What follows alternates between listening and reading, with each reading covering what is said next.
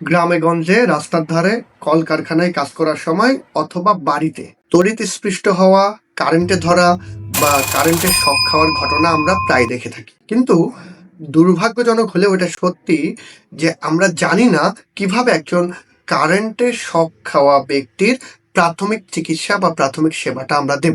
আসসালামু আলাইকুম, আমি ডাক্তার মাসুদ।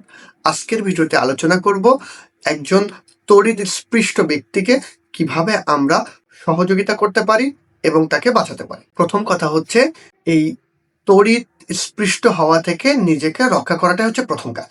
কিভাবে, কোথায় তড়িৎ স্পৃষ্ট হওয়ার সম্ভাবনা আছে সেই জায়গাটাতে সচেতনতার সাথে চলাফেরা করতে হবে।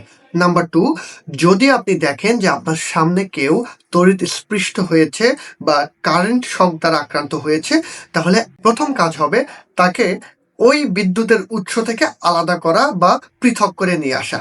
আপনাকে জানতে হবে কোথায় মেইন সুইচটা আছে এবং সেই মেইন সুইচটা বন্ধ করে দেওয়া। যদি সেটা সম্ভব না হয় তাহলে ওই ব্যক্তিকে ধরে সরাতে হবে। তবে এই ক্ষেত্রে সরাসরি তাকে কোনোভাবেই স্পর্শ করা যাবে না, তাহলে এতে আপনারও বিদ্যুৎ স্পৃষ্ট হওয়ার সম্ভাবনা থাকবে। তাহলে কিভাবে সরাবেন? এক্ষেত্রে ব্যবহার করতে পারেন আপনি শুকনা কাঠ, রাবার বা প্লাস্টিকের তৈরি কোনো বস্তু।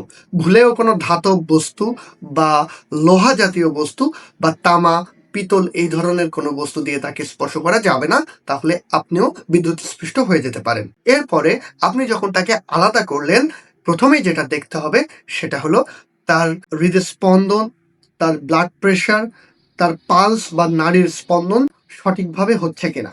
যদি সঠিকভাবে না হয় তাহলে তৎক্ষণাৎ তার সিপিআর বা কার্ডিও পালমোনারি রিসাসিটেশন শুরু করতে হবে। অবশ্যই একজন প্রশিক্ষিত ব্যক্তি কর্তৃক এই কাজটা করতে হবে। যদি সেটা না পারেন তাকে অতি দ্রুত সম্ভব নিকটস্থ চিকিৎসা কেন্দ্রে নিয়ে যাবেন।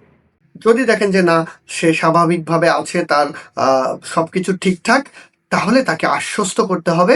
এবং এই ক্ষেত্রে অনেকেই ভুল করেন। অনেক সময় তাকে কবিরাজি করেন, বিভিন্ন তেল মালিশ করেন বা ম্যাসাজ করেন। এইসব করতে গিয়ে আপনারা মূল্যবান সময়টা নষ্ট করে ফেলেন। এই কাজটা করা যাবে না। যত দ্রুত সম্ভব তাকে চিকিৎসা কেন্দ্রে নিয়ে যেতে হবে। অধিকাংশ সময় যারা তড়িৎ স্পৃষ্ট হয় তাদের ক্ষেত্রে কিছু পোড়া দাগ দেখা যায়।